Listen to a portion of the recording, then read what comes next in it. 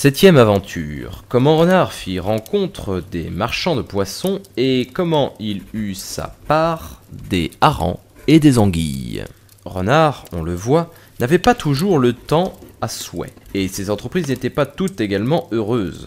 Quand le doux temps d'été faisait place au rigoureux hiver, il était souvent à bout de provisions. Il n'avait rien à donner, rien à dépendre, les usuriers lui faisaient défaut, et il ne trouvait plus de crédit chez les marchands. Un de ces tristes jours de profonde disette, il sortit de Maupertuis, déterminé à n'y rentrer que les poches gonflées. D'abord, il se glisse entre la rivière et le bois, dont une jonchère, et quand il est las de ses vaines recherches, il approche du chemin ferré, s'accroupit dans l'ornière, tendant le cou d'un et d'autre côté. Rien encore ne se présente. Dans l'espoir de quelque chance meilleure, il va se placer devant une haie sur le versant du chemin. Enfin, il entend un mouvement de roues. C'étaient des marchands qui revenaient des bords de la mer, ramenant des harengs frais dont, grâce au vent de bise qui avait soufflé toute la semaine, on avait fait pêche abondante. Leurs paniers crevaient sous le poids des anguilles et des lamproies qu'ils avaient encore achetées, chemin faisant. À la distance d'une portée d'arc, Renard reconnut aisément les lamproies et les anguilles.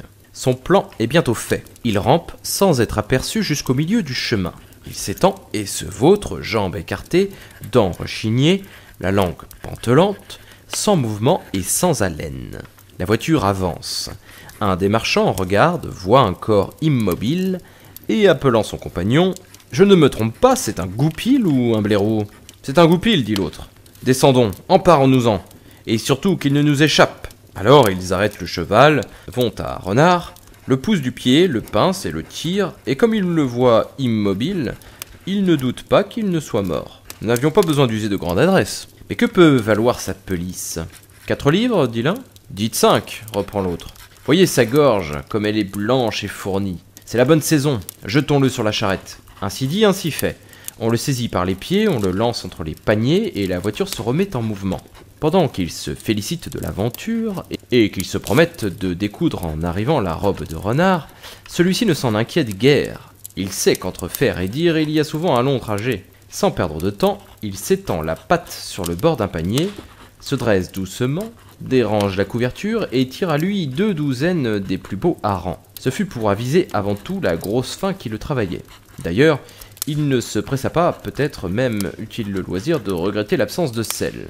Mais il n'avait pas l'intention de se contenter de si peu. Dans le panier voisin frétillaient les anguilles. Il en attira vers lui 5 à 6 des plus belles.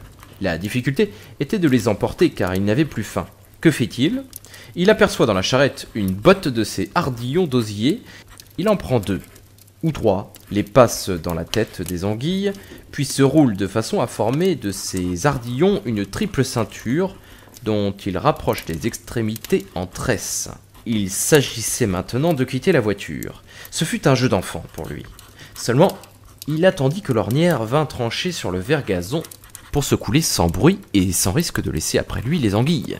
Et cela fait, il aurait eu regret d'épargner un brocard aux voituriers. « Dieu vous maintienne en joie, beaux vendeurs de poissons, leur cria-t-il. J'ai fait avec vous un partage de frères, j'ai mangé vos plus gros harengs et j'emporte vos meilleures anguilles. Mais je laisse le plus grand nombre. » Quelle ne fut pas alors la surprise des marchands. Ils crient « Au goupil, au goupil !» Mais le goupil ne les redoutait guère, il avait les meilleures jambes. « Fâcheux contretemps, disent-ils. Et quelle perte pour nous, au lieu du profit que nous pensions tirer de ce maudit animal. Voyez comme il a dégagé nos paniers. Puisse-t-il en crever au moins d'indigestion ? Tant qu'il vous plaira, dit Renard, je ne crains ni vous ni vos souhaits. Puis il reprit tranquillement le chemin de Maupertuis. Hermeline, la bonne et sage dame, l'attendait à l'entrée, ses 2 fils Malbranche et Percehaie le reçurent avec tout le respect qui lui était dû. Et quand on vit ce qu'il rapportait, ce fut une joie et des embrassements sans fin. « À table !» s'écria-t-il. « Que l'on ait soin de bien fermer les portes et que personne ne s'avise de nous déranger. »